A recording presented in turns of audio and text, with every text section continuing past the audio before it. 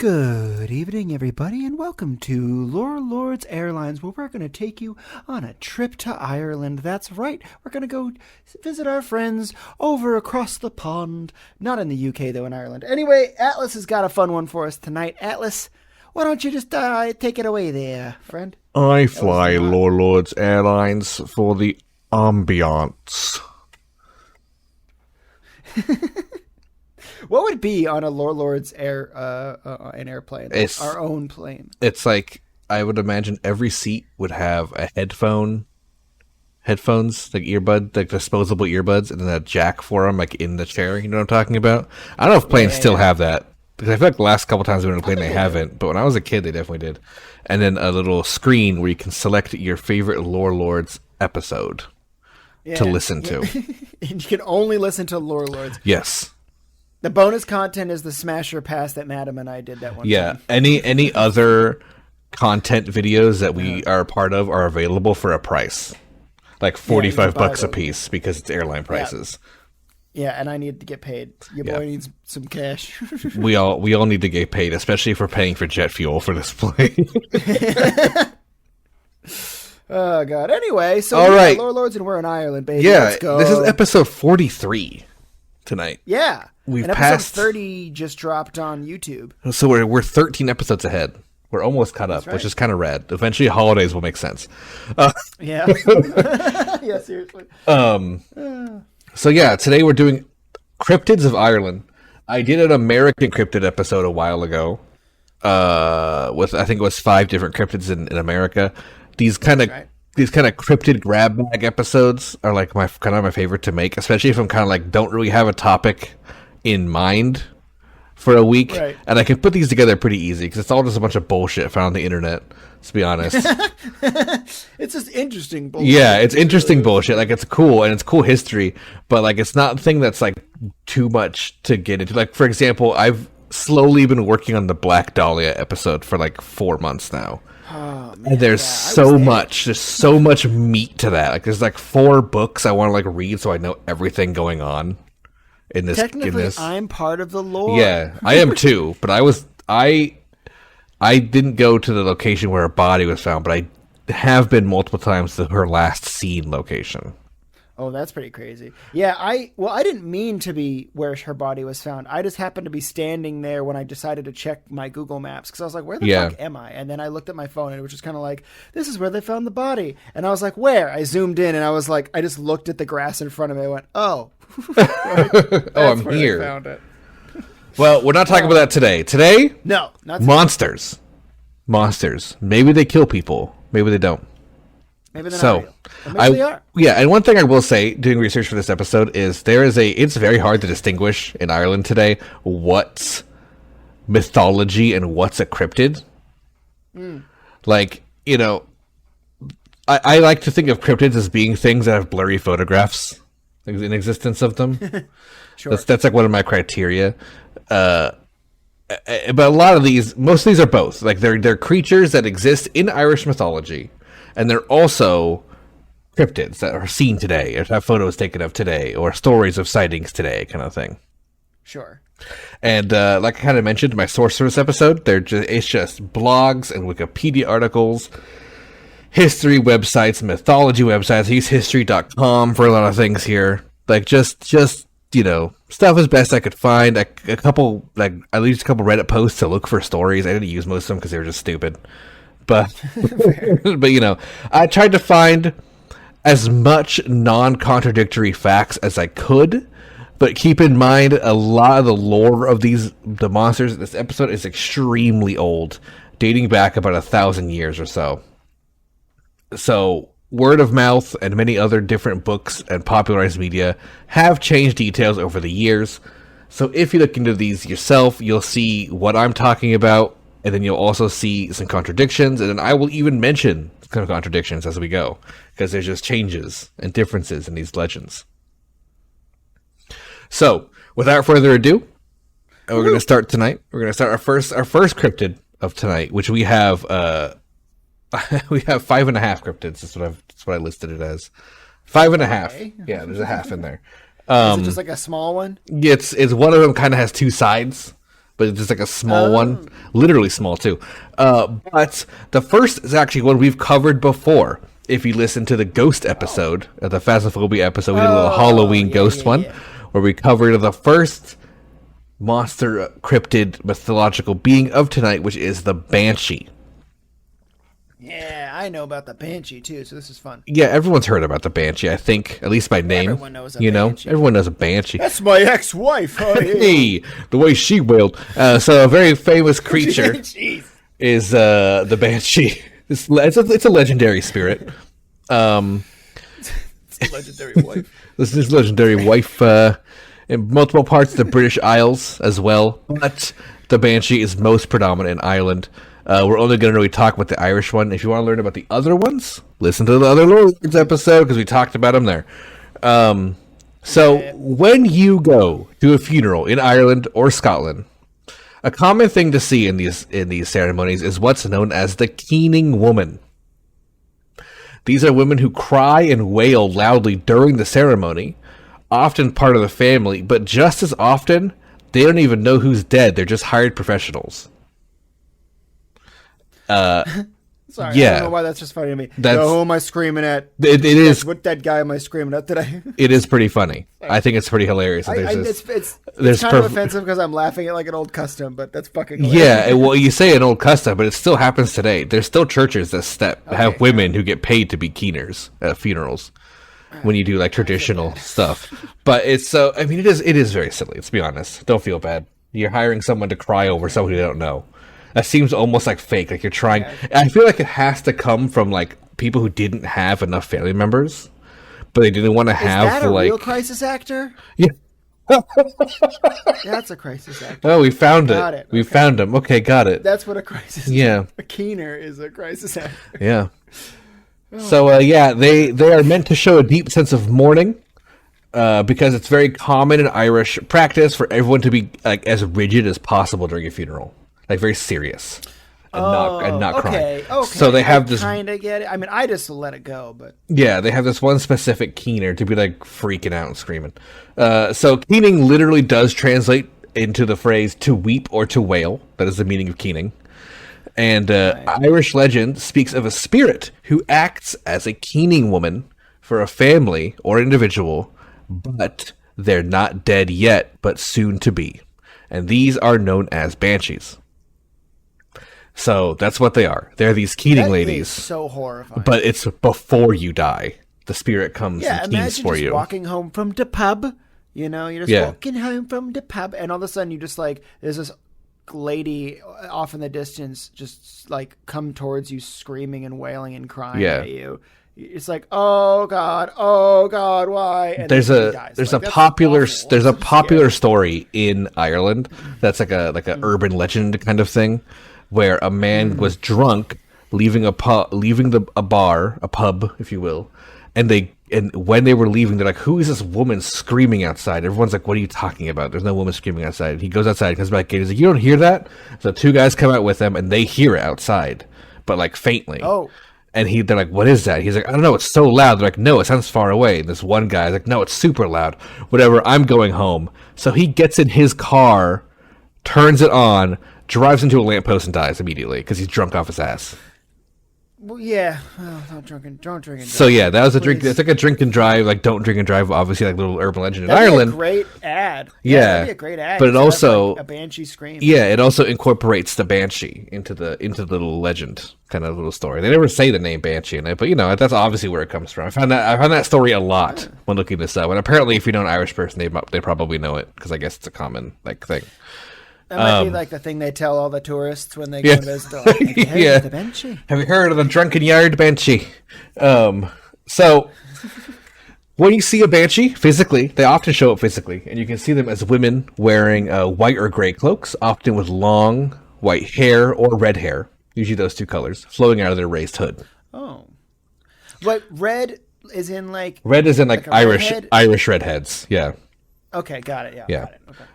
The banshee will be seen wailing or screeching often in the woods or around the house of an individual, usually someone who's sick or injured, and sometimes they even speak the name of the person out loud while clapping or stomping. So, like that. if your name is said by a banshee, you best say your last prayers because you're likely on your way out very soon. But some stories, specifically more recent ones, the more modern medicine seems to advance, the more prevalent you'll find stories where the banshee's wail is just a warning to prevent your own death. Like, oh, I heard a banshee, so I went to the doctor, found out I had a cancer. You know what I mean? That now I got cured of. The banshee warned me, kind of thing. Right. But like, if that were to happen in the old days, you would never find that out. So you would just die. You know? That's true. That kind of thing.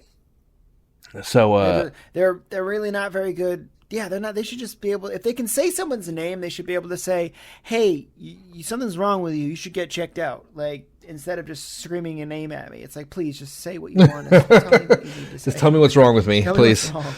So, but yeah, so if that's the case, if this is true, then that kind of means the banshee is actually a good omen. Like, it's like a warning. It's trying to save you, kind of thing. So it's like, right. You know, it could be maybe they're good guys.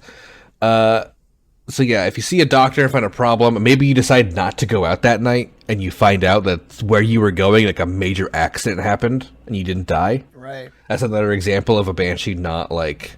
There was a story of someone this is like the 30s, who kept hearing the banshee, and the banshee heard their name, and they decided to stay inside instead of meet their friends at the pub that night, and there was a huge automobile accident at a crossroad, and no one died. But there was like, the story says like on the street he was coming from, he would have been caught between the two cars. Oh, that's wild. So it's like, because he decided not to go out, he didn't get into a car accident and didn't die. He never heard the banshee again. Huh. So. Well, up until, maybe he's like in his 80s. Yeah, maybe until he actually died of old age. It is also said that banshees only lament the death of those who are in pure Milesian stock. Which this is where this is where we leave reality and enter mythological territory. Okay. Because I didn't really know this either. The Milesians are the final race of people to live in Ireland. So the problem with this, and the reason why you probably never heard of it, is because it's just not real or true. Well, okay, yeah. We know the bloodlines of Irish people, and we can track them back. Even back then, they had it all tracked back. And it goes back further than the first written message of Milesian people, which are likely to be an invention people think of medieval scholars from Ireland to make the Irish more important in the Bible. Because a lot of Irish people back then compared the Milesians to the Israelites. Wow. So, yeah, it's not real. It's just part of Christian mythology, and a very small part of it, too. A lot of Christian people in Ireland do not believe this is true. It's not it's not a very highly believed thing. It just doesn't make sense. It's just so contradictory. Like, there was this one time period where people were like, we need to be a holy race. Write it in the Bible. Kind of thing happened. So, I don't know. Weird. But yeah, they say banshees only haunt people of that pure bloodline. And while today this is mythology no one truly believes in, it is said that people who the banshees haunt also only have surnames with the prefixes Mick, Mac, or O. Huh, okay. Oh, okay. And some even say families have specific and sometimes named banshees. This is, however, immediately contradicted, because one of the most famous stories of the banshees is the haunting of the Geraldines, which is a very famous family in Ireland with a known banshee problem. Even to this day, there's constant stories of this family where, like, every generation someone gets haunted by a banshee. Now, clearly, Geraldine doesn't start with Mick, Mac, or O. So, throw that out the window. Not only that, but they are, especially, and proven recently too, through like stuff like Ancestry.com and that kind of thing, the Geraldines are Normans, not Irish, not Anglo-Saxon Irish. Oh. They're Norman blood, Norman Irish. So they're from France. That's cool. I don't know. I just think that's so fascinating. I mean, I think it's cool, but obviously they might have been disappointed or something. No, I mean, I think it's kind of, I don't think so. It's just like they learned that they weren't like Anglo-Saxon Irish, or they weren't Celtic Irish. They were Norman Irish. So somewhere along the line, their family came from Normandy into Ireland. Yeah. Okay. So this means they weren't pure Irish, this Milesian stock that they claim, that some old people claim. That's what it always boils down to, isn't it? Yeah. So if you want to solve it, guys, Just keep having sex with your sisters. Anyway, sometimes the banshee will also arrive to mourn people post-death, like someone has already died, and then the banshees show up. And when this happens, it's very specific. It's usually groups of banshees, and it's usually when a holy or great person has passed away. Oh, So like if the prime minister dies or something, it's said that like sometimes they hear the banshees in the woods gathering to mourn in. It's like wow! the leader. What a God! That's just a good way to be like, look, these more important people. The banshees like them more than you too. They're special. They have special deaths. We're gonna have special deaths. Oh, these God, just die with your billions of crown dollars on their head. They must have ghosts mourn them. That's such a holier than thou thing to say. Like, oh, the ghosts mourned me when I died. Yeah. Fuck. Okay. Shut the fuck up. Yeah. Shut the fuck up. So now we're gonna go to some banshee stories. Great. Okay. We have I think 2 of them. The first one is the story of Reverend Charles Bunworth. Bunworth? Bunworth. Yep. Like bun in the oven and then worthwhile buns in the oven. Charles Bunworth was an Irish harpist who was born in 1704. He would get an M.A. in Divinity Studies in 1730 from Trinity College of Dublin. And the next year he would be ordained and become the Reverend and Rector for the Church of Ireland in Buttevant or Buttevant. I think Buttevant, Buttevant. I think it's Buttevant. Buttevant, County Cork. Buttevant, say it. He was a renowned harpist with a deep knowledge of the musical arts as well, and he was well loved by the community, and not only for his church work but his musical talents. Yeah, hell yeah. Woo those ladies and get them into church to confess their sins. Exactly, and confess their sins alone. He would pass away, however, on the 14th of September in 1772, and he was buried in the churchyard where he still remains today of St. John's in Buttevant. They say you can still hear that harp. Dude, that would be creepy as fuck. That would be awesome. You just made the story way better. Yeah. You're welcome. So a week before his death, the herdsman of the Bunworth estate, named Mr. Kavanagh, departed to pick up medicine for the Reverend who had fallen ill. But the Reverend's daughter, just known as Miss Bunworth, no name, said sorry, just Bunworth is a funny name. I'm sorry. I actually, Miss Bunworth. When I was reading it, I kept reading Bunsworth to myself, but it's just Bunworth. I know it's a lot funnier to say Buns. The Reverend's daughter said it wasn't that bad, and that he'd be up in a few days. He was just like sneezing and stuff. But Kavanagh returned, and he was visibly distraught. And the daughter asked him what was wrong. He replied with, "The master is going from us." What the fuck's that mean? When he was like, he's dying soon, like he's dying. Why would you say that? When dismissed as being a drunk, as he barely had even a cold, Kavanagh said he had seen and heard a banshee wailing with long white hair and a black cloak that followed him through the grounds of Ballybeg Priory that was in full keening, clapping their hands and calling out the Reverend's name, despite assurances by the daughter that he was not very ill, the next morning he began to rapidly decline. Oof. So, also just to let people know, I don't speak Old Irish, so there's going to be so many mispronounced things in this, and at the same time, I absolutely love the language Old Irish, and Gaelic, whatever you want to call it. Yeah. Celtic. It's amazing sounding, and all these places just sound like they take place in the Shire, like Ballybeg Priory of County Cork. I've never heard somebody actually call it Celtic. I usually hear people say Celtic. Celtic. I've heard both. I don't know which one it's supposed to be. Yeah. So I know there's the Boston Celtics, which is funny to me because again, like what my sister did, like a Celtic choir. That kind of thing. Yeah. We have a lot of Irish involvement in my family. My family has none at all. And I am a Mac by last name. But no Irish in there. That's funny. According to my Ancestry.com results. Scottish, that's what I am. So the night of September 13th, many friends and family were in the house making sure he was okay, making him comfortable, visiting him. He was being very sick. And he requested his bed be moved downstairs so he had a better view. So they did that, and he was downstairs, and while this was happening, a low female moaning was heard, accompanied by the clapping of hands. And it kept getting louder and louder as night went on. So 2 men went outside to find the culprit because they thought someone was fucking with him. Yeah. And they found footprints in the ground. And they kept following the footprints, so they would just vanish and then reappear somewhere else, and then vanish and reappear somewhere else. And they kept hearing it, and the footprints were going in the direction the sound was going, and they realized it was circling the estate. So they had someone wait on the other side, and sure enough, they claimed they were looking at the footprints, nothing happened. They looked away, looked back, there was more footprints there. Huh. So, and you can't catch the banshee. Yeah. It's just going to do its thing. It wasn't even visible. No one saw it. They were just seeing footprints. And they kept moaning and moaning, and getting louder and louder. And soon at the end of the night, at around 5 a.m., or early morning, at the end of the darkness, the wailing became screeching. Oh, God. And as dawn hit and the first light rose, the Reverend passed away, and the screeching immediately stopped. So, what a miserable way to die. Just to hear that fucking ringing in your ears, I know.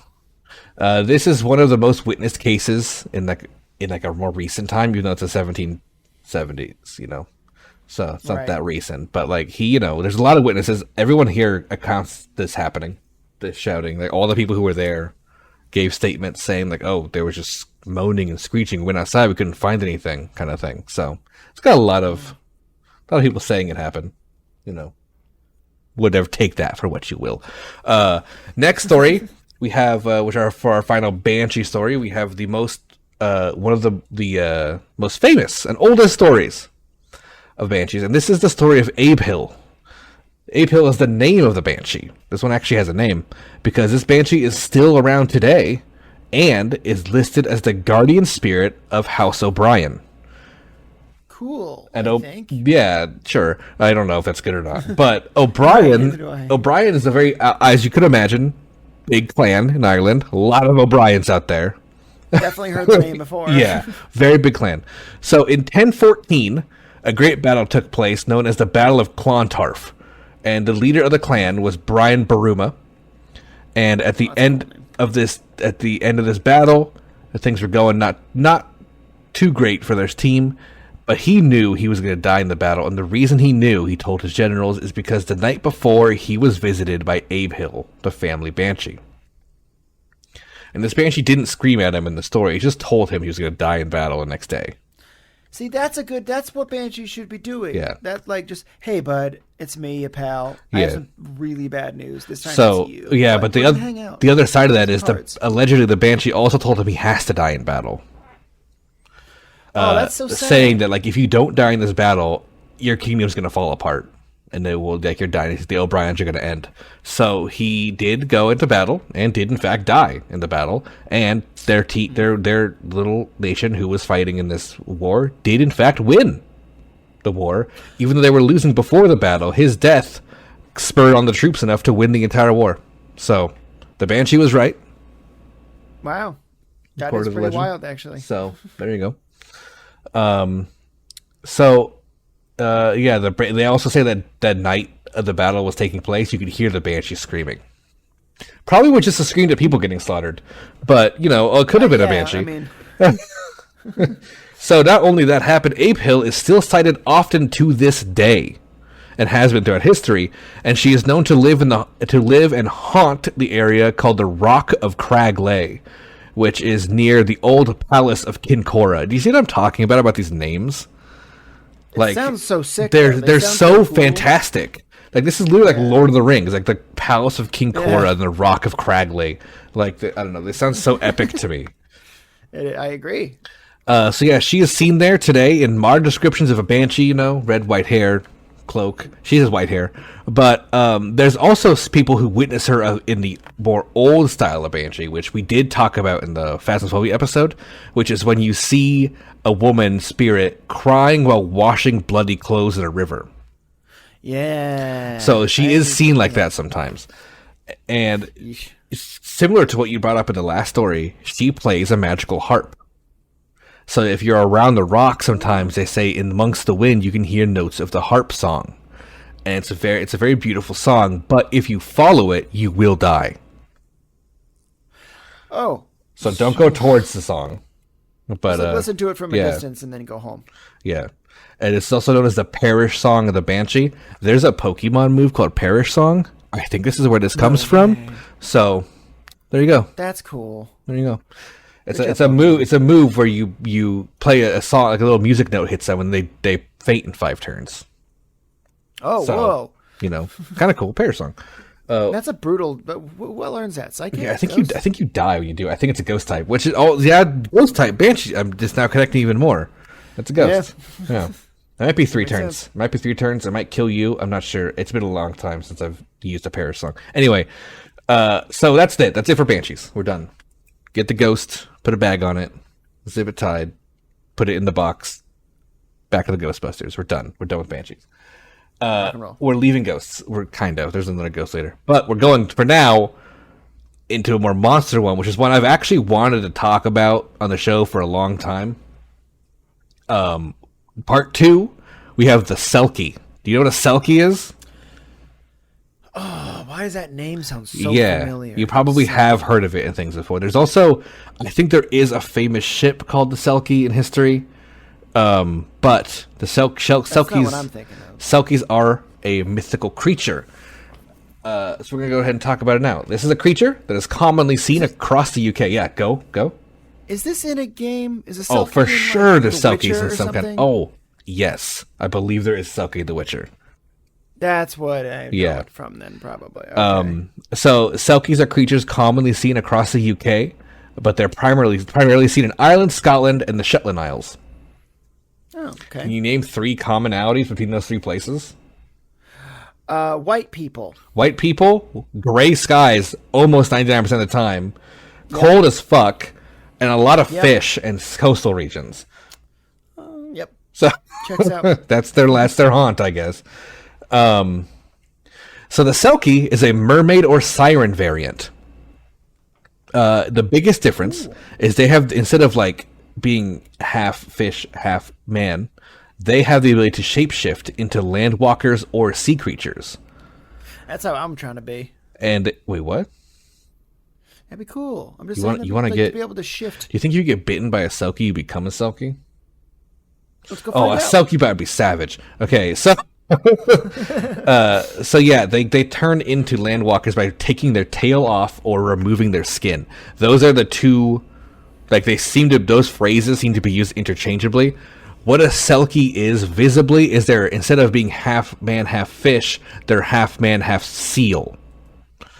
So, that's why I was thinking a seal bite would be vicious, because they have gnarly fucking. Yeah, they would take a chunk out of you. Fuck you up. So the Selkies are seen as either full seals that shed their skin and become a human, or a half seal, half man that takes its tail off and becomes a human. There's kind of 2 descriptions. Some people believe it has all descriptions are kind of get encompassed into one. Like they can be like, why not both kind of thing. Like they kind of just half take their skin off and they look like how we would see a mermaid or a siren kind of thing. Right.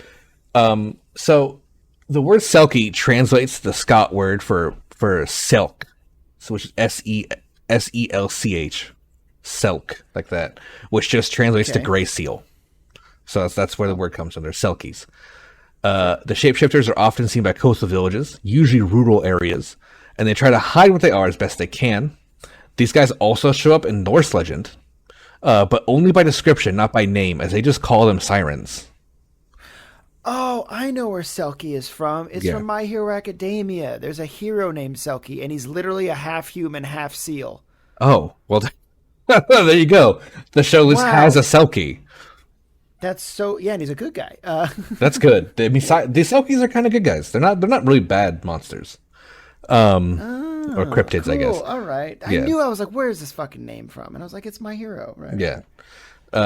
So typically, the tales of a Selkie is that a man will steal a Selkie skin that is shed after finding the woman naked on the seashore. Hey.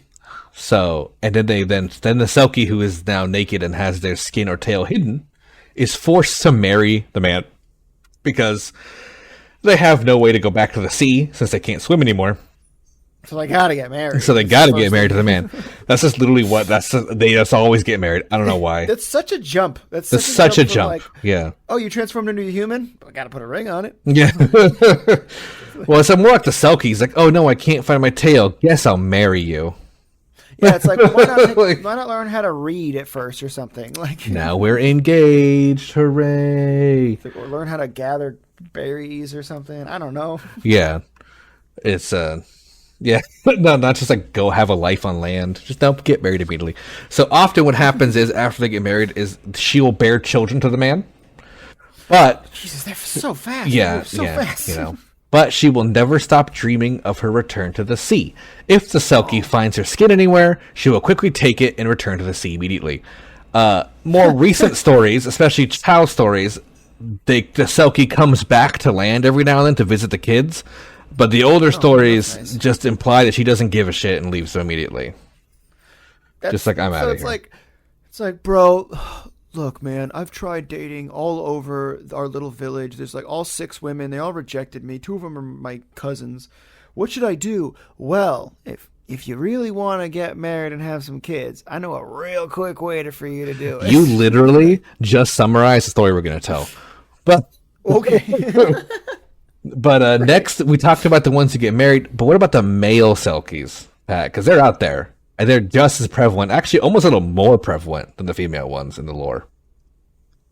Well, the only male Selkie I know is a superhero. Yeah, well, is he sexy?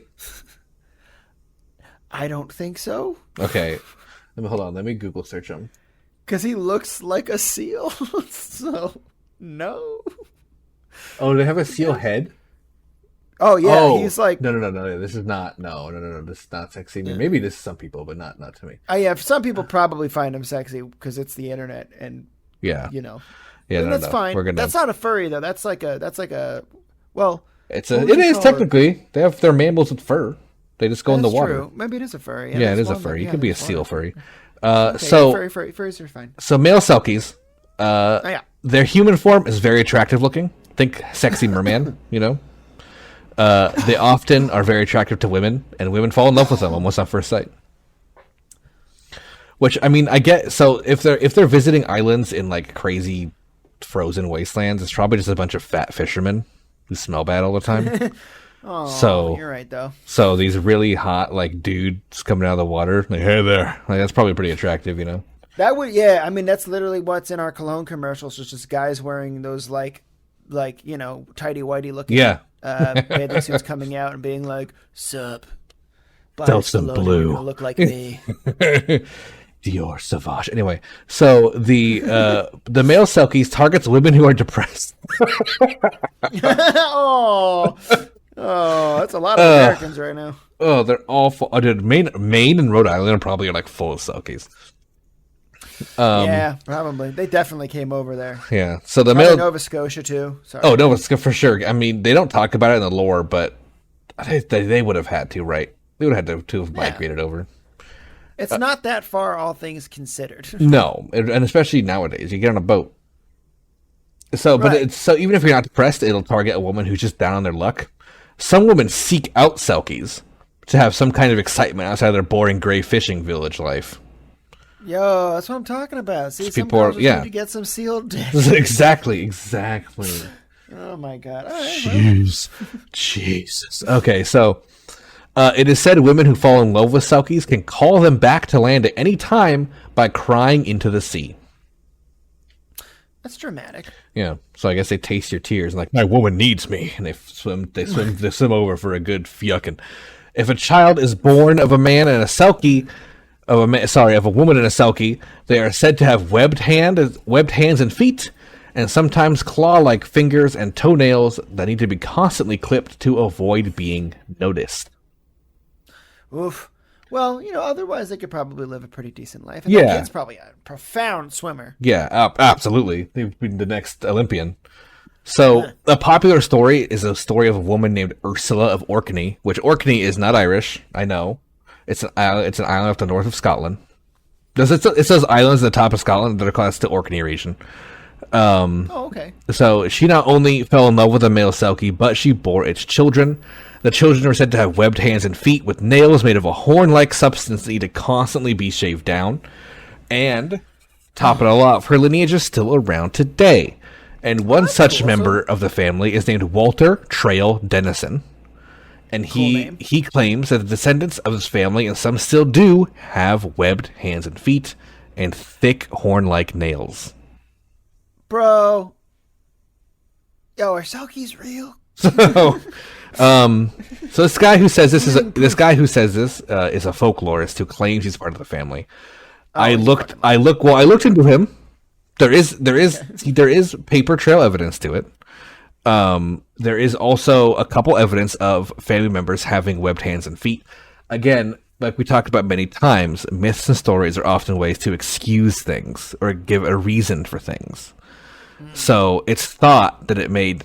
Some people have argued, which I kind of agree with. I saw this posted in an article that maybe saying, "Oh, I fell in love with a Selkie, had a baby," was better than thinking your child was just naturally deformed.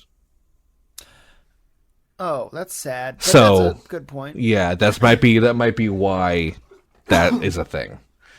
So there might have been a religious context to it too, like, oh, I was taken by a Selkie and I bore its child as opposed to I banged out a wedlock, 100%, 100%, because this was very much during Christian Ireland. So okay, yeah. Or Christian Scotland, I guess. Maybe that was code back then. Maybe you know what I think I think all Selkie was back in the day was just code to be like, yeah, I banged a Selkie last night. It was pretty great. Oh well, they went back to the ocean. What can you do? Guess we'll never see them again. Oh, well.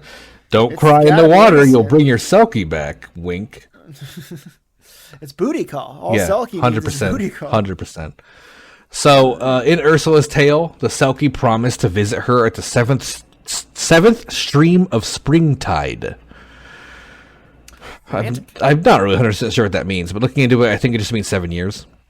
Because it does. Because other Selkie men seem to always return to their women in 7 years. It's always a 7-year cycle they return. Always looking just as young as hot. And always still loving the woman no matter how old she gets. So good job, Selkies, for your loyalty. Yeah. 7 is a very... human men, am I right? Oh, 100%, dude. Once they get old... No, I'm just joking. I'm joking. Joking, guys. 7 is an often seen recurring number in not just folklore, but just in life in general. Lucky number 7. 7 days a week. Sure. 7 colors in a rainbow. 7's a pretty prevalent number. 7 days to die. 7 days to die, yeah, exactly. While most of what we've talked about in general is Selkie information, most of this is in fact a Scottish legend, not Irish. Remember everything we talked about is Scottish. But the same thing applies to Ireland. It's just like the whole story of Ursa, of Orkney. Orkney's in Scotland, it's not Ireland. So we got a little sidetracked. But it's a good kind of story. Also, the Scottish and Irish are the same people. Don't let anyone hear me say that. Wow. Very, very common ancestry. Yeah. It is also believed that the origin of the Selkie in reality is the Scottish and Irish people, which, come from the same group of Gaelic, Celtic kind of origin, when they made contact with the Finnish or Sami travelers, Sami being Swedish and Norway people. Sure.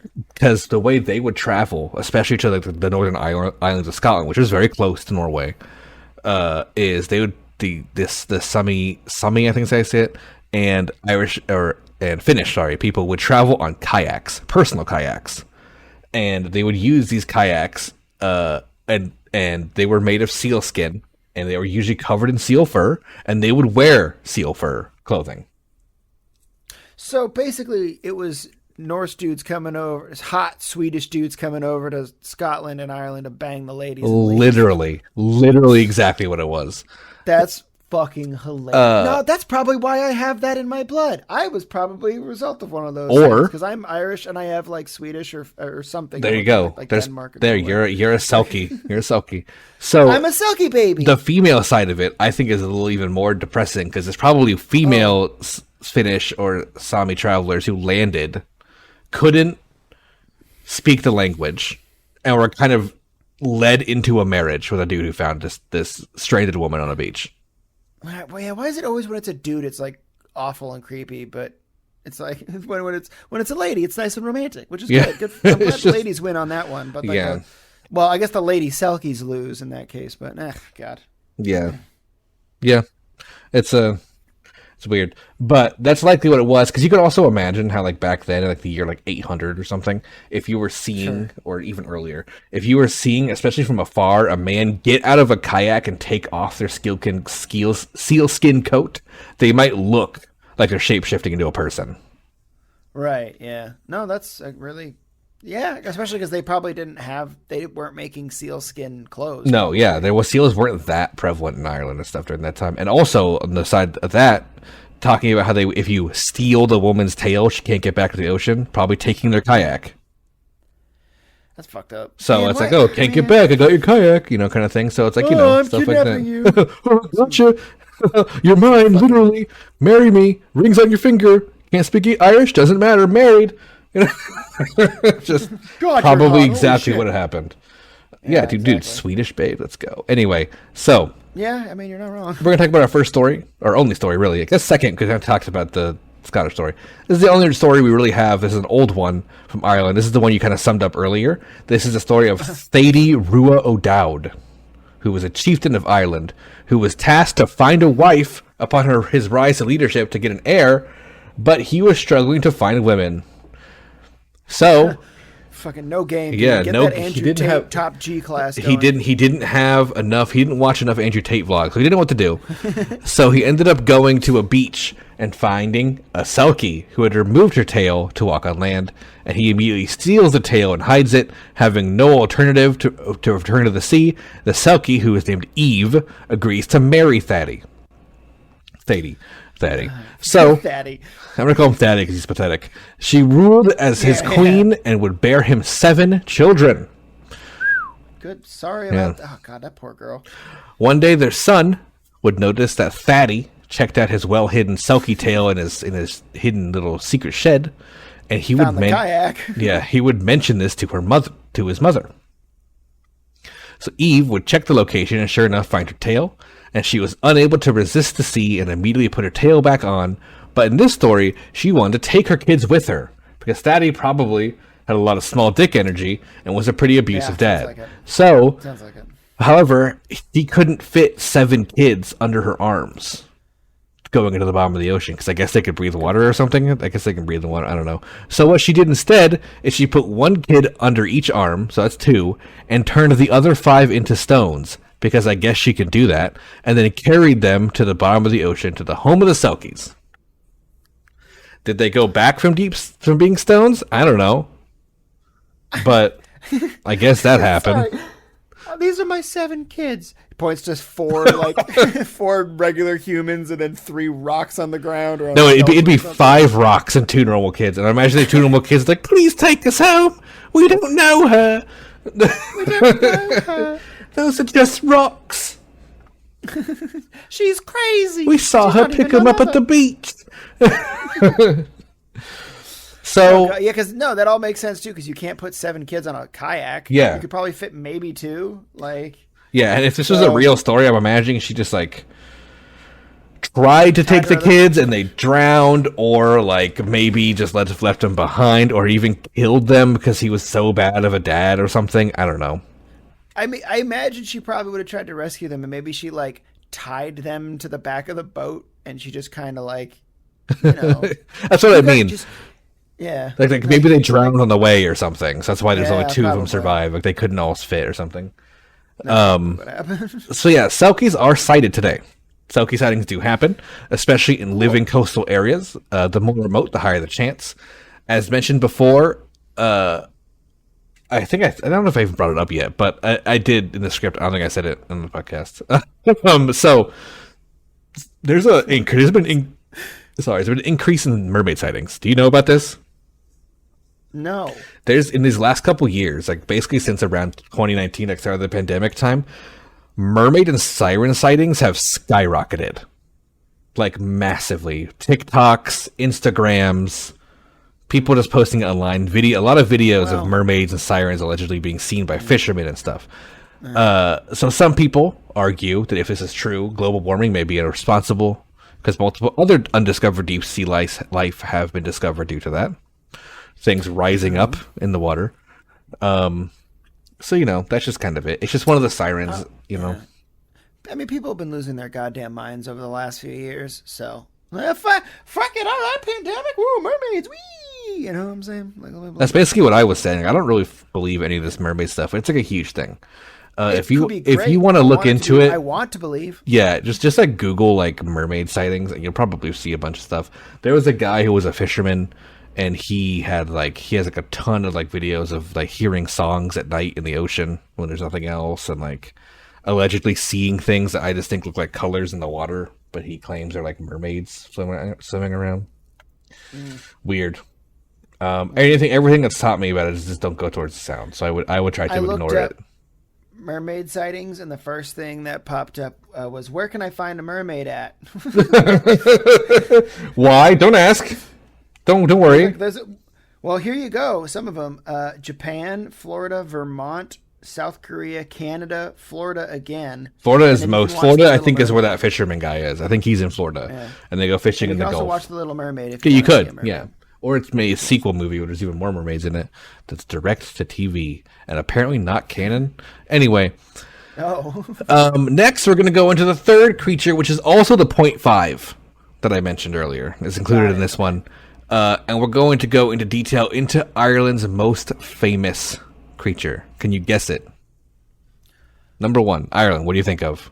Oh, God. The leprechaun? The leprechaun! That's right. That's right. God, they're after your Lucky Charms, and now you could maybe learn a little bit more about them. So you could be like, oh, actually, I'm educated on this, so I'm not racist by calling you a filthy leprechaun. Jeez, I'm Irish. I found that offensive. My name, is Patrick, and I have a Mac in my last name.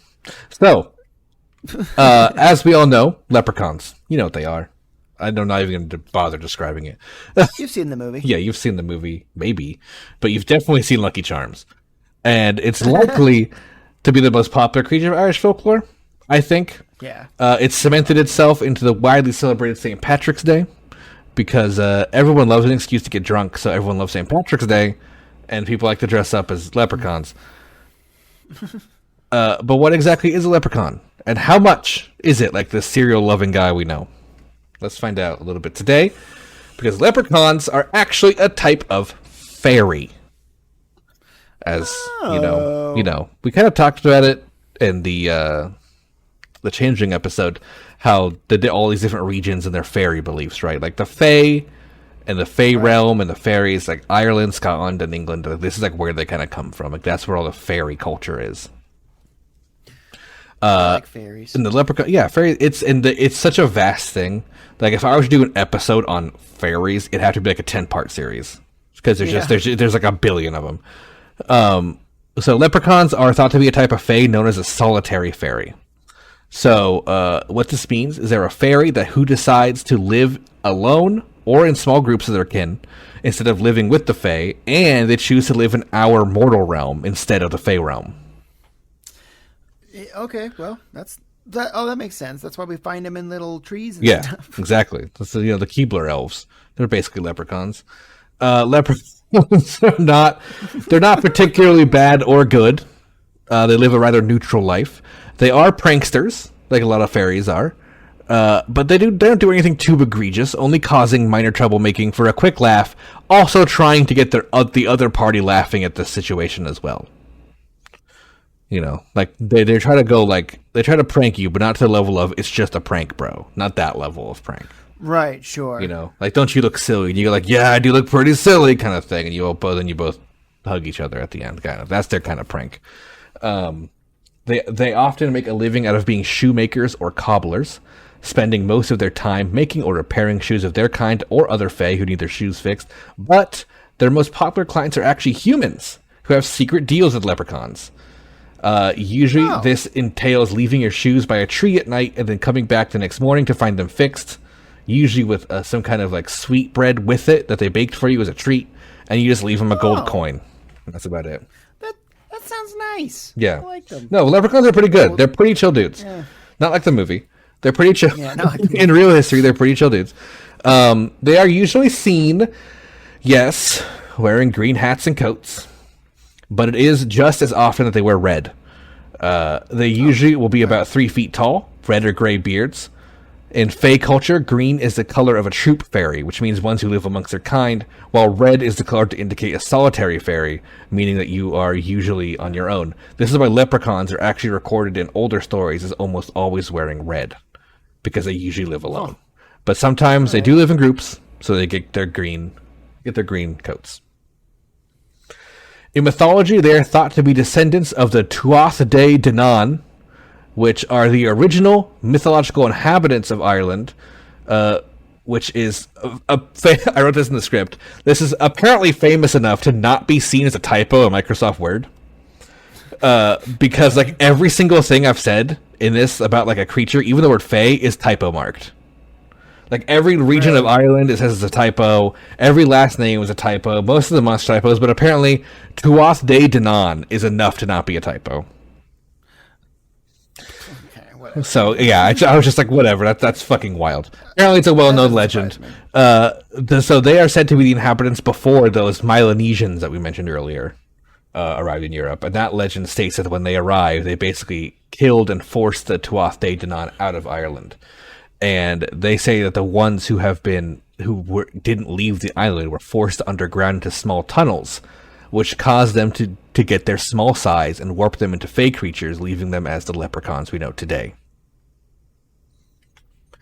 Despite being commonly known as a fairy, some folklorists argue this fact. They think that they're actually closer to the dwarves of Norse mythology or Teutonic mythology. Yeah, they kind of sound more like dwarves, to be honest. Very much so, especially because they don't live in the fae realm. That makes me have this feeling like they're just not fairies then, are they? Yeah. Like, they'd rather not. You know? So some people even compare them to household familiars, which, do you know like what a household familiar is?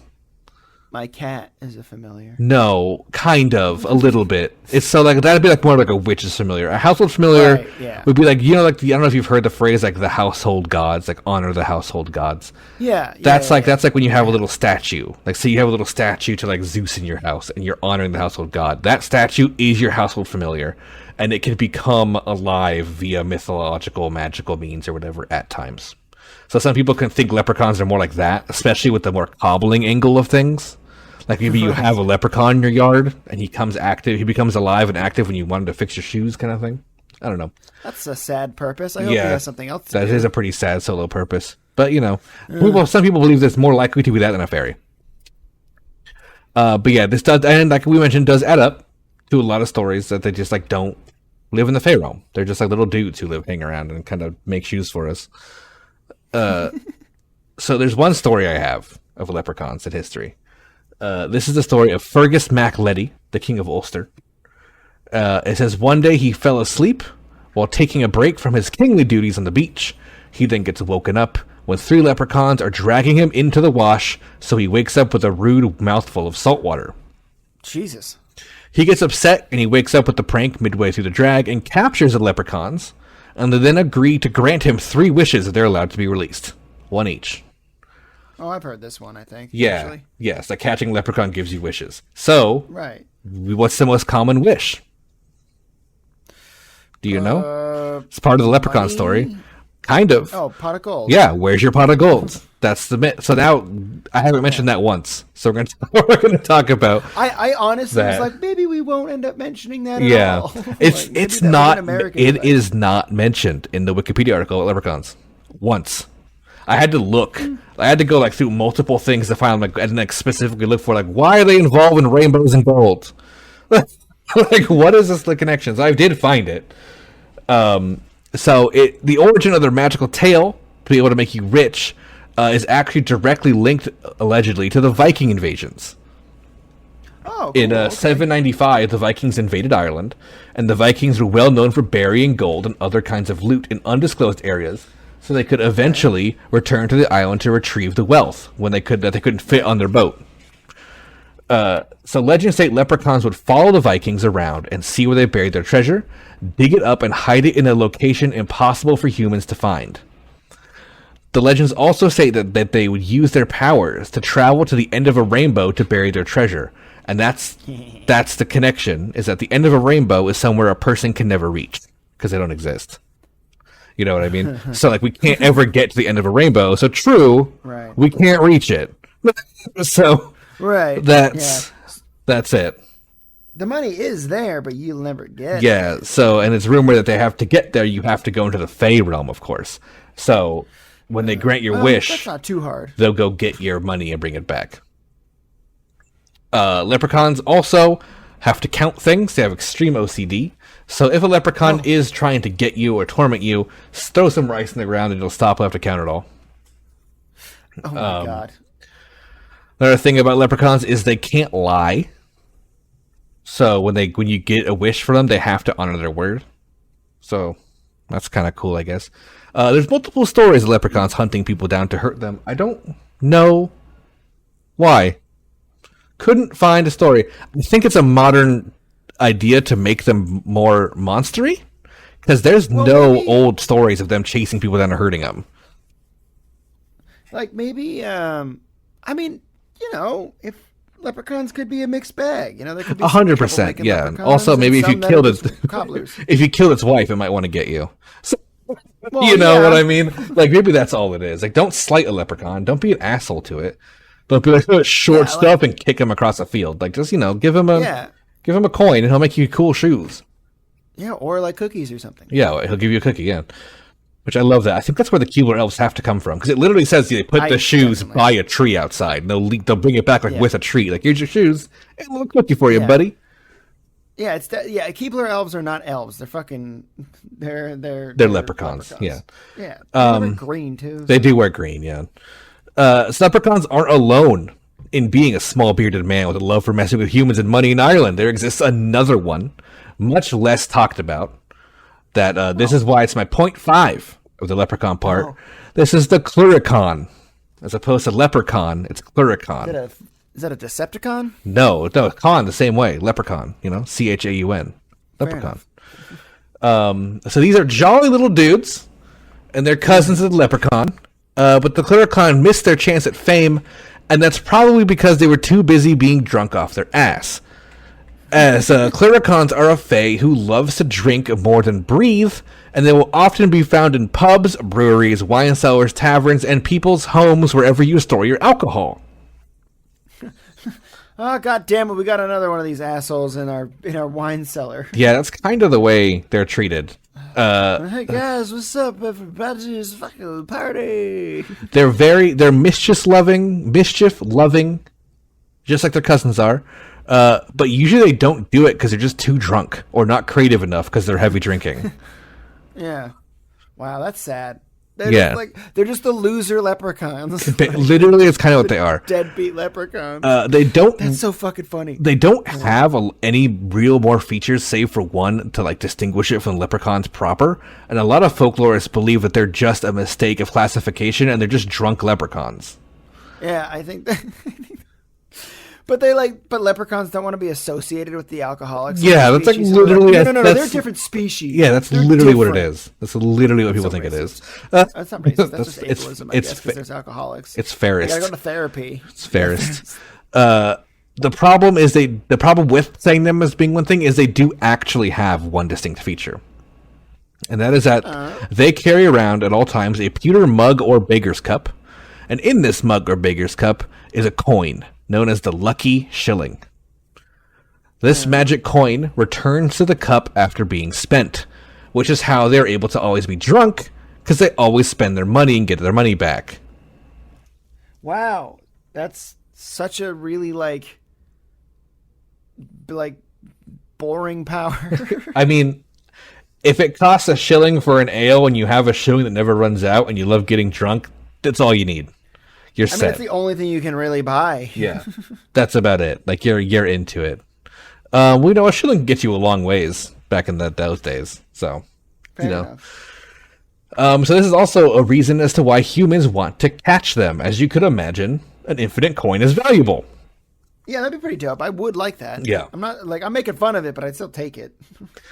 If you try to catch one, though, you're going to be in for quite a trip, as they'll most likely slip out of your grasp and get on their trusty steed, which is a goat or sheep, and then run off into the woods.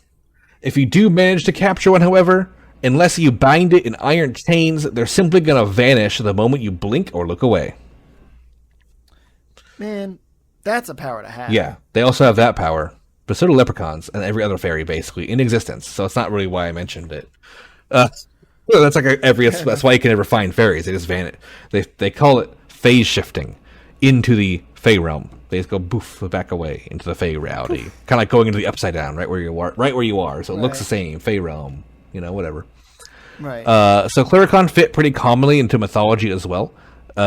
Pretty basically every culture has some kind of spirit, monster, creature, whatever that loves alcohol. And they had a whole god about it in Greek mythology. Exactly, same idea. He also had his little version. I can't remember what they're called, but he had they look like kind of angels, like little cherubs that take alcohol. Yeah. So like he had his own little drunk servants too. His drunk toddlers. Yeah, which is that's what the Greeks probably did anyway. We got to do that, Lord soon on Greek mythology. Greek's coming. It's coming. We got. I'm going through mythology almost chronologically, so we've got a little bit to go before we hit Greece. Oh, okay. If you want any help with that one, let me know. Yeah, whenever I'm getting to Egypt, I'll hit you up because we're going to do that. I want to plan that one with you.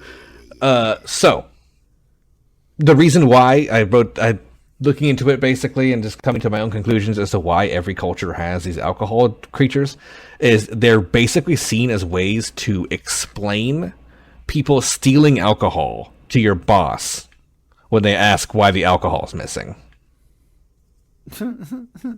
Oh yeah, those goddamn leprechaun. Oh, the Clyricon took the wine bottle. I'm sorry, dude. You're holding it behind your back, and that's basically the kind of like that's why these creatures exist. Like, oh, the keg's gone. Couldn't be my trusted employees who I don't pay. My employees aren't just mooching off. Yeah, exactly. Some comparisons also say that the Clyricon is very, very similar in multiple ways, including a description to the Kobold of German mythology. The Kobold, which if you know Dungeons and Dragons, you've heard that name before. It also gets renamed later as languages changed. In Germanic, the word Kobold becomes Hobgoblin, which then just gets shortened to Goblin. So, Goblins, Clyricons, same thing, basically. The little shitty drunkards. Goblins love their beer. So, that's the end of that. We got leprechauns, Clyricons. Now you know. Great. Now you know some more. We know some more about leprechauns. We know about their cousins who love getting wasted off their ass. Besides the cousins, I actually think I knew basically all of that stuff about leprechauns. I was like, oh, maybe I do know about that more than I thought. Yeah, there's that. Yeah, I was actually hoping to find more, but there really isn't that much more.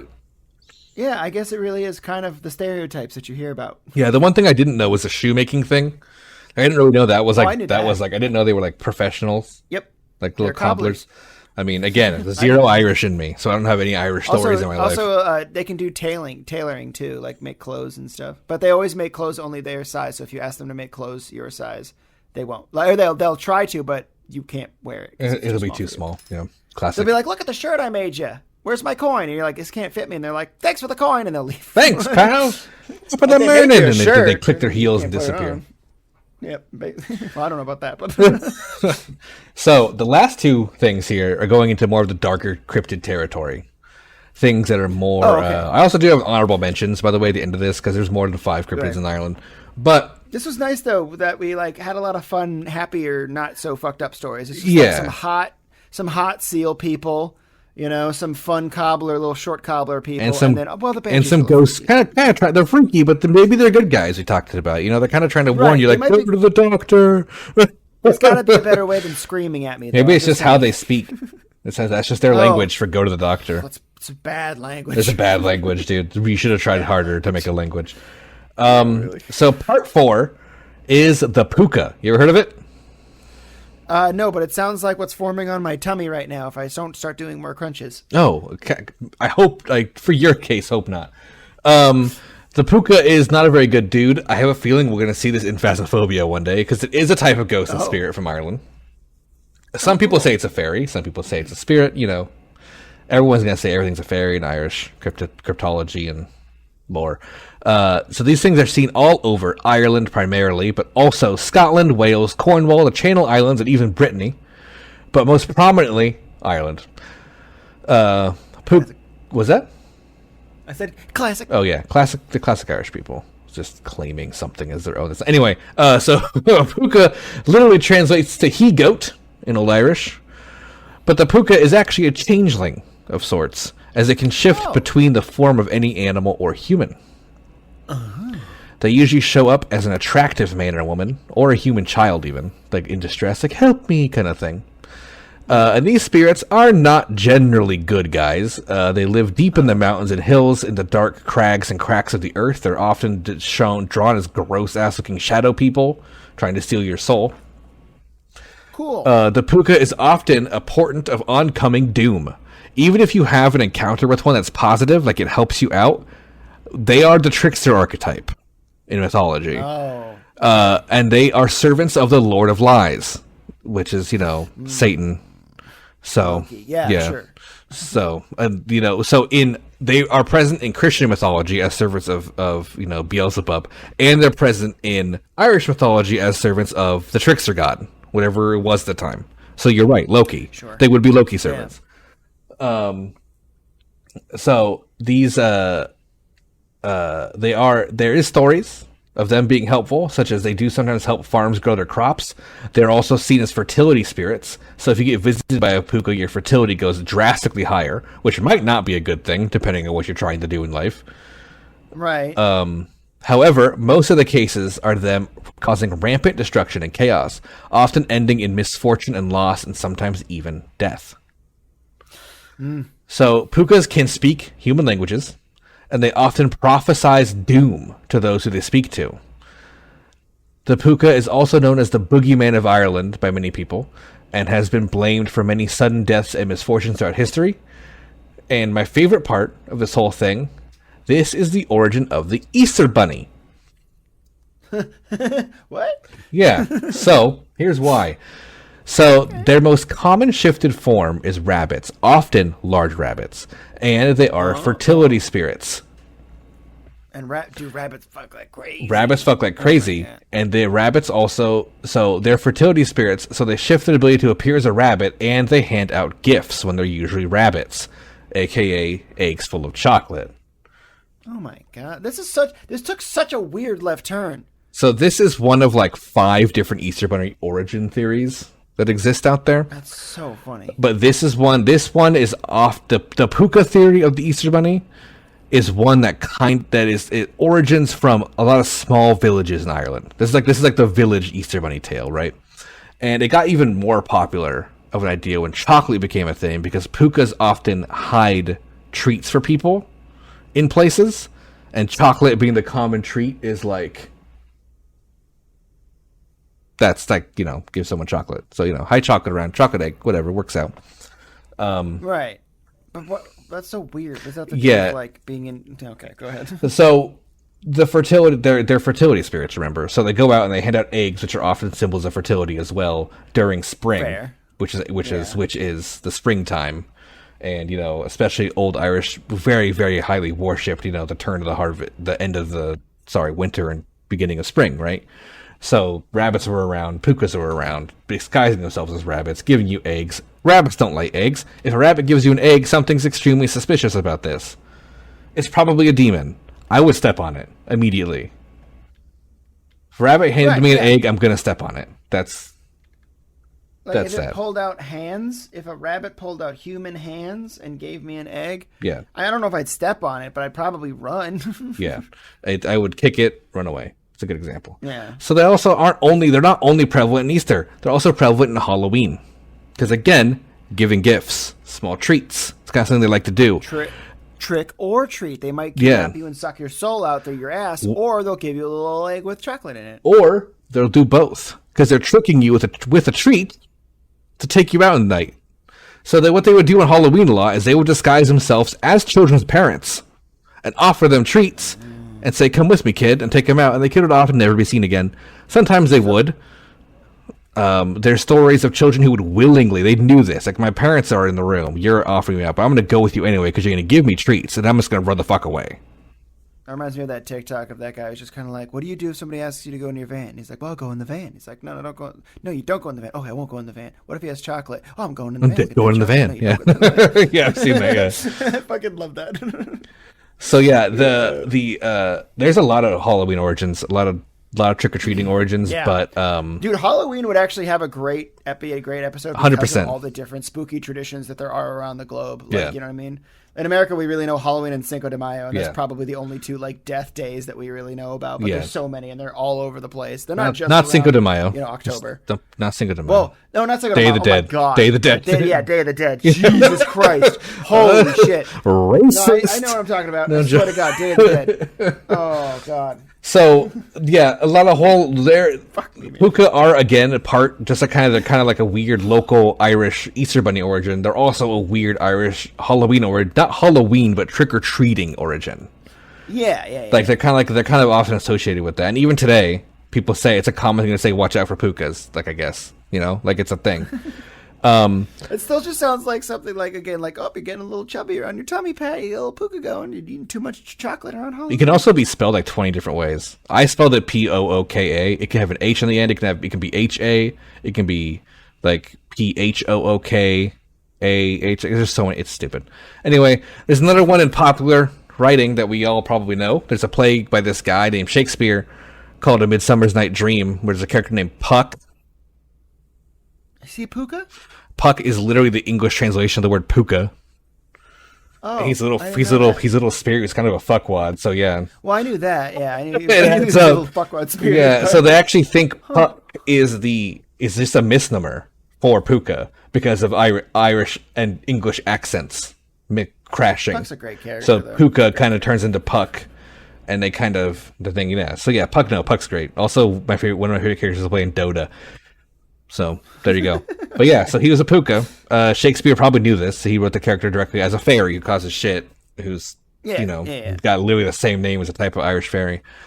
A popular thing you can find pukas doing is taking the form of a horse, and they charge through fences and demolish crops for shits and giggles. They often approach bars as a horse and hang out at the stable, disguising themselves as someone else's horse, so they get the drunk person on their back, who they then take for a wild night of riding. And when the gray morning comes, the puka shakes off its rider and enchants them with their fairy magic to make them forget the night they had. Or they were just blackout drunk and found passed out. But whatever. That could also be the story. Probably that second one. But it would be way more fun if you could, if they let you remember. They'd be like, dude, this fucking guy took me on a ride. Yeah. It's, but no, possibly. Anyway, so the only man to ever successfully ride a puka is none other than our boy we mentioned earlier, Brian Baruma of House O'Brien. Oh. This is the same king from the founder of the O'Brien dynasty, like I mentioned, who had the banshee worm of his death before he died in that battle. So he has another story about him where he makes a bridle, which is enchanted because it's made out of 3 puka tail hairs.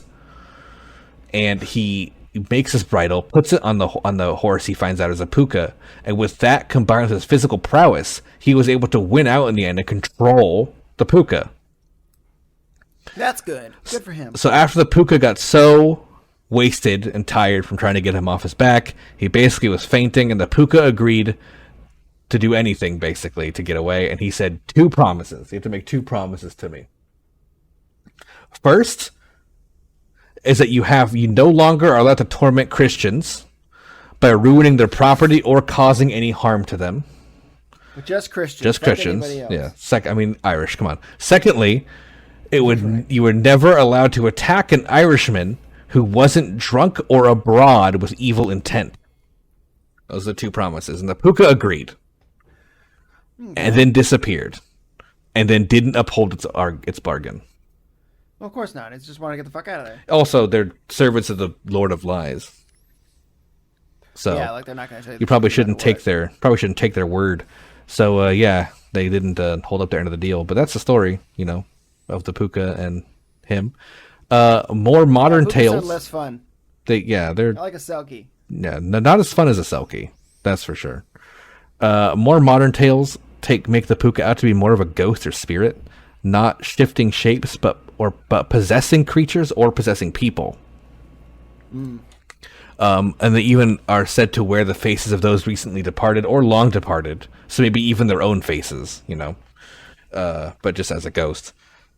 It's often told that they sneak into a person's home or friend group by chatting to you a while, usually at a local place you visit frequently. And once they kind of get in with the group of friends, they predict great misfortune or tragedy, and then they depart never being there when the tragedy takes place. A recent story comes from 2006 of a puka encounter from an Irish magazine on local stories that says this. On Wednesday 1st, November 2006, at about 7:30 p.m., Dennis O'Rourke, a businessman and an investor, originally from Cork City, but then living in Malahide, County Dublin, believes he met a puka. A strange and well-dressed man outside of his front gate of his home was seen. This man struck up a conversation with Dennis, claiming he had known him for years.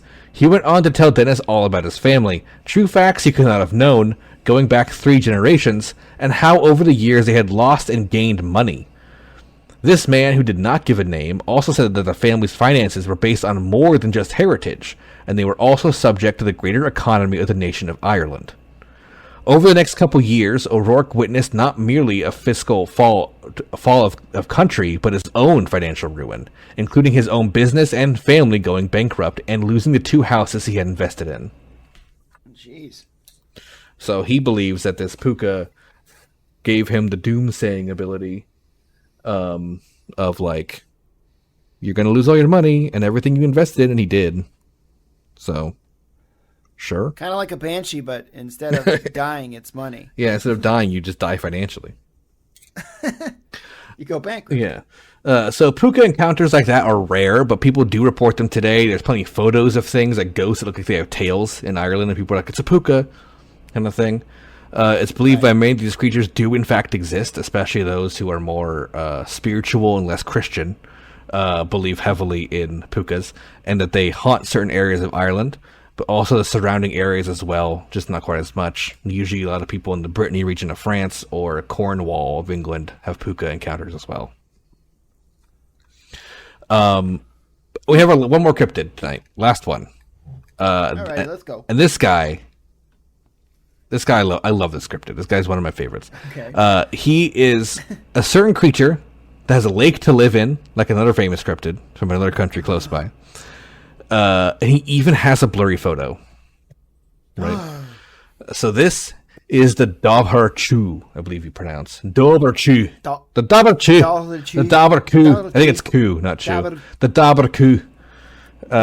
So, the most monster-like of all monsters we've talked about tonight. The Dobhar-Chu is one of the Dobhar-Chu is one of Ireland's most vicious, but less known cryptids. I don't know about this creature is known as the King Otter. Oh, I'm in. But unlike our friendly, happy hand-holding guys we know today, this guy is quite the beast. It is said that they have haunted and live in the Glenade Lake for 300 years at least, and are described as 7-foot-long, fur-covered, otter-like creatures with massive fangs and murderous intent, eating anything and anyone in its path. I want to ride one of those in my next D&D campaign. The King Otter. That's what I want my mount. Yeah. Fuck yeah. Get your fucking your beast mount instead of like a warhound. It's just a giant otter. The giant otter with razor sharp teeth. Razor fangs. The main Hey, he holds my head when we sleep. And you float in a lake at night. Yeah, I lay on his tummy. Oh my gosh.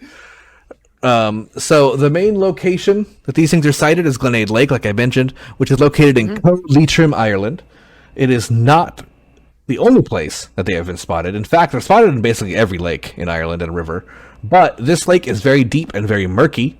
The name Dobhar-Chu itself translates to waterhound. As the fur-covered creature is said to bound out of the water and chase its prey on foot almost as fast as it can swim. And the beast is... Does that mean in the D&D campaign I could go in water? We were about to tell a story about how it's slower than a horse. So... oh, man. Yeah, that's a thing. The beast is subject to many a poem and song, and the story is so outlandish, people have doubted its existence, especially now, let alone 300 years ago. However, there is a story that some offer up as proof of the creature's existence.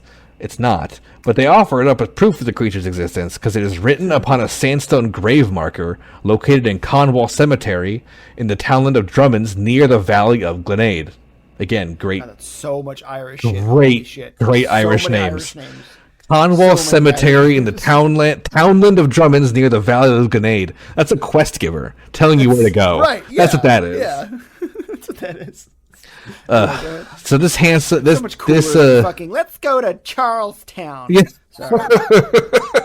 Yeah. Just go down 43rd Street. That's how you get there. So the headstone tells the story of a long deceased woman named Granny Conn, which is translated to Grace Connolly, who is the wife of Tair MacLogan, which is translated today to Terence McLaughlin. The headstone is dated September 24th, 1722, and bears the drawing of a massive otter-like creature. And it tells the story of Grace, who's allegedly buried underneath it. Grace left her home in Creevalee, a town on the border of the counties of Leitrim and Sligo, on the northwestern part of the Lake of Glenade. She would approach the water and undress to bathe in the shallows as she normally would, but this time she didn't last long as she was soon brutally attacked by the Dober Coo. Her husband, Terence, would be looking for her after she was gone too long, sword in hand, and eventually he found her bloodied corpse in the shadow of a massive sleeping beast. Filled sucks and is scary on all sad. But he didn't cry. He was filled with rage, as a man does. And he had a desire for revenge, like a man. And also, like a man, he would thrust his sword directly into the heart of the creature from behind. Like a man. Like a man. Which, unlike a man, it cried out to a piercing shriek, and the scream caused its mate to rise from the depths of the lake and roar at Terence, who, unlike a man, ran away and got up on the back of his horse to ride away. But to his surprise, the beast was kind of keeping pace with it. He would stop and look back and see it a ways back, following him still. So he would actually run from this beast for miles before getting to the nearby town of Cashelgaron, maybe, to have his horse fed and watered from being exhausted. He told the blacksmith of the chase and how he feared he was still being followed by the beast. The smith told him to beat the creature, he must stand tall on his horse, and the beast would lunge at him, and he could strike it down by making a swift blow to the beast's head. Terence followed the advice, waited outside the town on his horse, and when it lunged, he lowered his sword down, slaying the beast on first strike and avenging his wife. Oh, okay. Wow. That's pretty epic story. Yeah, he just stabbed it in the brain, I guess. Man, I love how they said that got some sage advice. This is much easier to me. I don't know, cut his head off. Oh my God, you're right. In the head. You're right. Holy shit. People back then weren't as, Yeah, they weren't as clever. I don't need a silver sword blessed by 5 kings made of the bones of my ancestors. Nope, just fucking sword at his head. Swing a sword at his head. Make his brain come out of his head. And he'll die. He'll be dead. Yeah, it works on a lot of things. Vampire, cut his head off. It's done. That morning star to his dome. Yeah, got him. So this is the most famous Dober Coo tale, but not the first even, because we have reference of the beast in the 1684 book by Roderick O'Flaherty called Description of the West Connacht. And this would explain also how the smith might have known how to stop the beast, because this was the same region. So, really? Again, brain stabbing. I guess that's the way to do it. Yeah, big fan. In 1896, there was an edition of the Journal of the Royal Society of Antiquities of Ireland, which has one Miss Walkington write a letter in describing her sighting of a creature near Glenade Lake being half wolf, half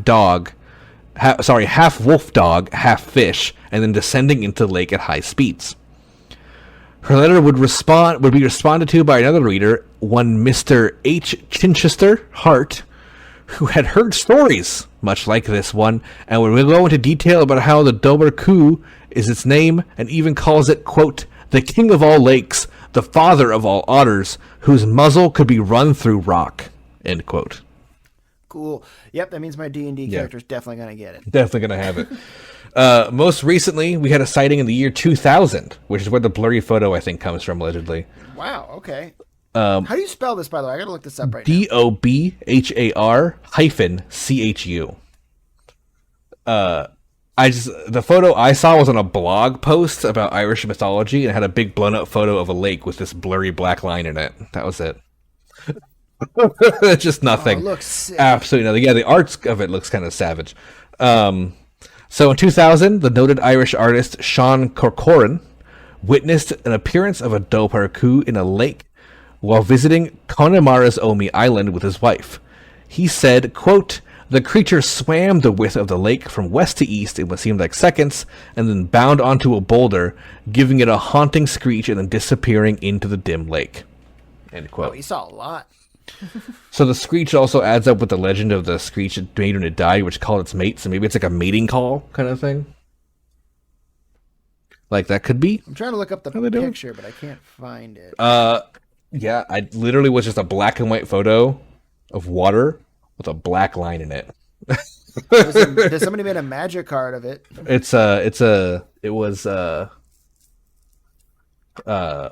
can't remember what the art. I didn't write down my sources on this one. I was too lazy. But it was a blog about Irish mythology, and it was the picture. Maybe it wasn't even of the creature. The article mentioned that it was a blurry photo with a beast, and there was a picture. It was like could have been what it was. But yeah, nothing. It's not. I even mentioned here. I have written down blurry photos of the beast and artist renditions are out there, but it's nothing too convincing, as per usual with cryptids. But the blurry photo fact does make it go into my cryptid book as a legitimate cryptid. You got to have a blurry photo if you're going to be a cryptid. Oh yeah, that's Yeah. If you don't have it, then you're lying. So that was the last cryptid official list, member list. I have 3 honorable mentions for cryptids here. Okay, let's go. So number 3 is the Wolfman of Ossory, which we actually talked about in the werewolf episode a little bit. Oh, this was the one where there was the Irish priest who encountered a werewolf and recorded it down. That's a thing. There is other stories of 1800s and 1900s of werewolf sightings in the Ossory area. I love to imagine that there's a secret werewolf clan in Ireland. That's awesome. Oh, definitely. So, I mean, the royal family are werewolves. Exactly. True. Doctor Who taught us that much. Yep. So there's that. Number 2 I have for honorable mentions is the dire wolf. So these are not from Game of Thrones. I know. These but are I know the yeah. wolf, I just meant I feel you know, but I'm just for general. These are not from Game of Thrones. They're not from Dungeons and Dragons. Dire wolves are real.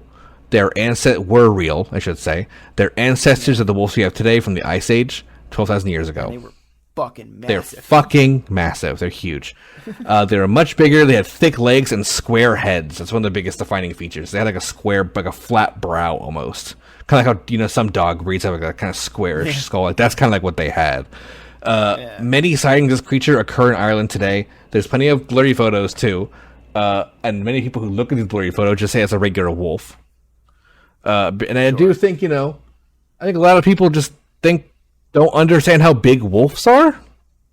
Yeah, wolves are really big. Yeah, wolves are really big. We had a wolf sanctuary close by to where I lived growing up, and we went to it like twice. And I remember just being like, "They're dogs, but they're like big dogs." Yeah, and I could easily see. And they were all really, they were all friendly because they were all fed all the time. Right, they were also probably raised by people, so they're a lot friendlier. Super friendly. I could just see someone who doesn't realize how big a wolf is and never seen one before, seeing it and being like, "Oh my god, it was too big to be real," because then they're thinking that like wolves are like huskies, but they don't realize that they're a lot bigger. Wolves are just big, a lot bigger. Yep, it's possible. But yeah, dire wolves. But a dire wolf would be like the size of like I don't know. I'm trying to. A tiger. A dire wolf would be right. I mean, if it's a little bigger probably too, like taller, meatier. Maybe. Yeah. But probably taller. Huge animals. But there's a lot of direwolf sightings in Europe, but mostly Ireland. Ireland has a lot of them. There's some in Germany and stuff too, but mostly Ireland. Also, where they filmed Game of Thrones. No, it's too small. Yeah, people would have found it by now. And my third and final one is the monster of Macross Lake. I almost had him on the official list, but it's just exactly the same as Nessie. It's even known as the Nessie of Ireland. His name is Mucky. That's his name. Mucky was literally just invented. Mucky is fucking off-brand. It even has a fake famous photo to go in hand with it. Oh my god. So it's it's just a fucking same. That's why I didn't go into it. There's not much more to say about it. People think it's a giant serpent named Mucky who lives in Macross Lake. The only interesting fact is there was a sonar scan once that they were trying to look at the bottom of the lake, And they found a lot of they couldn't see a part of the lake because it was blocked by something over 2 stories tall. And everyone's like, "It's the giant sea snake Mucky. It has to be." Mucky. It's such a bad name. Could have been a equipment malfunction or many other things, or a 2-story long snake. Yeah, right. So, Nessie has a lot of stories. Would be a good Lore Lords.